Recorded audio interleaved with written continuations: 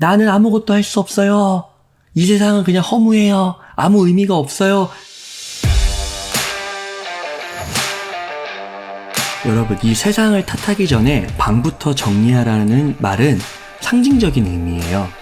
무엇이냐면요, 여러분 혹시 공자님 말 중에 수신제가 치고 평천하라는 말 아시나요? 이 말이 일종의 공자의 자기계발론이거든요. 뭐냐면 수신, 그러니까 내 몸부터 닦고 그 다음에 가정, 그 다음에 국가, 그 다음에 천하를 평화롭게 한다라는 거예요.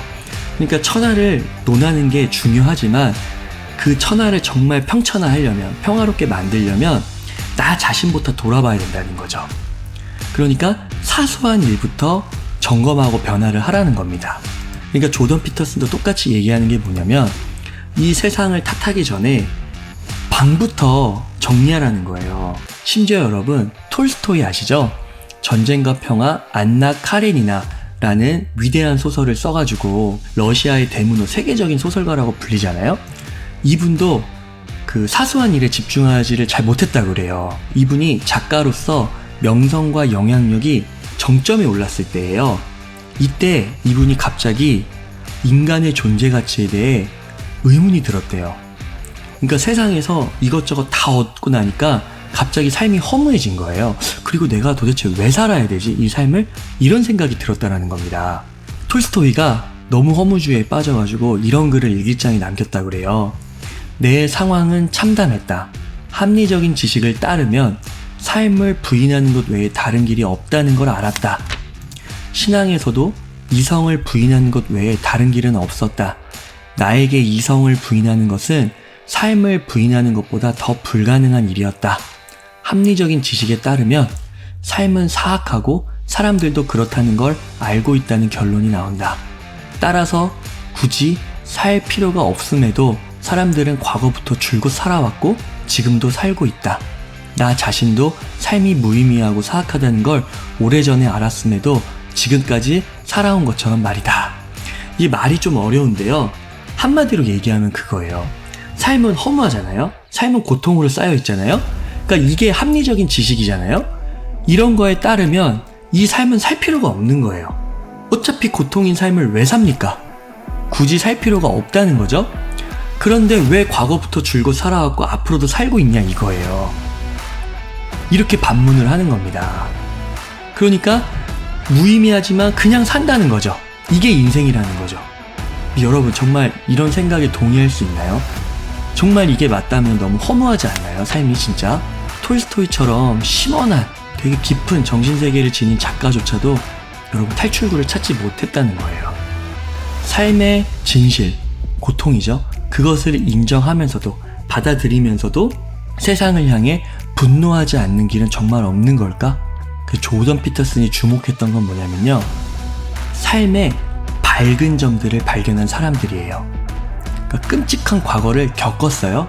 그럼에도 불구하고 그 끔찍함을 타인에게, 이 세상에 다시 보복하는 것이 아니라 선한 사람으로 살아가는 거죠. 정반대의 존재가 돼가지고요.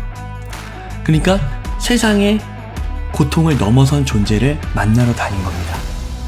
그랬더니 세상에 잘 알려진 사람도 있고 알려지지 않은 사람도 있어요.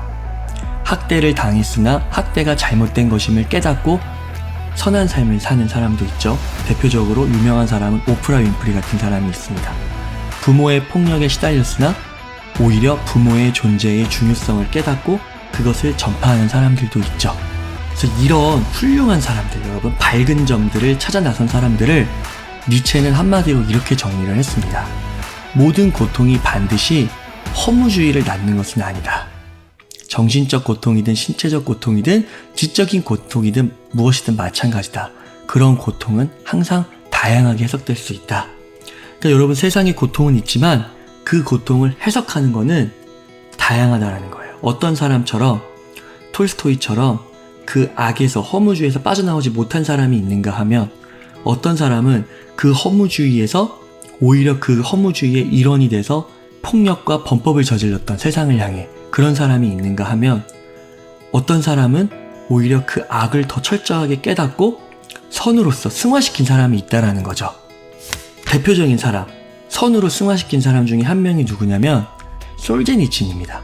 이 사람도 여러분 러시아의 위대한 소설가예요. 아까 톨스토이도 마찬가지고요. 그쵸? 근데 이 두 사람이 다릅니다. 이 솔제니친은 여러분 20세기 중반에 소련의 강제노동 수용소에 수감이 돼서 약 10년을 복역을 해요. 근데 왜 그랬냐면 이 당시에 세계 2차 세계대전 당시인데 이때 이제 소련군 포병장교로 복무를 하거든요. 근데 이때 그 러시아, 소련의 지도자가 스탈린이죠. 그 스탈린을 비판하는 내용의 편지를 보냅니다. 친구에게. 근데 그게 발각이 돼서 체포되고 죽도록 맞은 후에 수용 생활을 이제 시작한 거예요. 심지어 이 수용소를 생활을 하면서 암에 걸립니다. 그럼에도 불구하고 이 솔제니친은 불우한 운명을 탓하지 않고 삶의 방식을 바꾸고 이런 이반 데니소비치의 하루 같은 소설을 써서 노벨 문학상을 타죠. 그리고 1973년에도 수용소에 군도를 써가지고 인권, 이런 문제에 대해서 전 세계적으로 영향을 미칩니다. 이런 사람들을 보면 이런 말이 절로 나온다는 거예요. 위대한 정신은 현실을 탓하지 않는다. 삶을 혐오하지도 않고 하나님을 원망하지도 않는다. 근데 왜 그러냐면요, 여러분, 아무리 세상이 그렇고 환경이 그렇다고 해도 그것이 살아가는 인생의 100%는 아니거든요. 무슨 말이냐? 세상은 그렇다 할지라도 여러분, 나는 나라는 존재의 공간을 갖고 있다라는 거예요. 그리고 내가 지금 이 순간 뭔가는 할 수 있다라는 거죠. 그러니까 기본적으로 인간은 여러분 견디기 힘든 현실 앞에서 남 탓, 불평불만을 하고 싶어 해요. 근데 이런 행동 자체가 이미 뭐냐면 나는 아무것도 할 수 없어요. 이 세상은 그냥 허무해요. 아무 의미가 없어요. 이렇게 나의 주도권, 나의 통제 범위를 스스로 부인하는 행동이라는 겁니다. 근데 정말 그러냐 이거죠. 당신은 자신에게 주어진 기회를 100% 정말 활용했느냐? 냉정하게 물어보라는 겁니다. 정말 내가 생각했을 때 지금 이 환경에서, 억울한 환경에서 내가 조금이라도 할 수 있는 영역이 정말 단 1%도, 0.01%도 없을까요? 아니라는 거죠. 그렇기 때문에 실천 방안으로서 어떻게 나오는 거냐면 작은 것부터 살펴보자, 이런 지침이 나오게 되는 겁니다. 그래서 이것에 아까 상징적으로 표현을 한 게 당신 삶을 깨끗이 정리하라, 방부터 정리하라, 이렇게 연결이 되는 거예요. 그러니까 작은 질문부터 던지는 거. 그 세상의 악과 나와의 존재는 이퀄이 아니에요. 100%가 아니에요. 나라는 존재가 분명 나만의 공간이 있다라는 겁니다. 그래서 그것을 찾으면, 나쁜 것을 찾으면, 내가 할 수 있는 영역을 찾으면, 개선할 수 있는 부분을 찾으면 하라는 거죠. 오늘 당장. 그게 나쁜 습관이라면 당장 중단하라는 거죠. 남 탓, 불명불만 하지 말고, 합리화하는데 시간 낭비하지 말고, 그런 것들은 혼란을 키우고 오늘의 나의 실천을 방해할 뿐이라는 겁니다.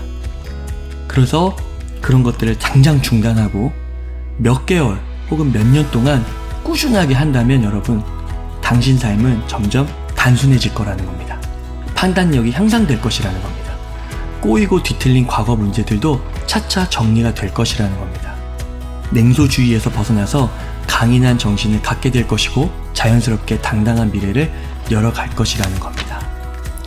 인생의 비극은 여러분 피할 수 없어요. 분명히 순간순간 이 비극적인 일들이 발생할 거예요. 하지만 더 악화되는 건 최소한 막을 수 있습니다. 여러분들이 사소한 것부터, 내가 할 수 있는 것부터 집중해서 달라지려고 계속 노력한다면, 그리고 비극은 있지만 그 비극보다 더 큰 성공과 성취, 성장으로 이런 걸 커버할 수 있는 때가 분명히 있을 거라는 거예요. 그래서 여러분, 세상을 탓하기 전에 방부터 정리하십시오.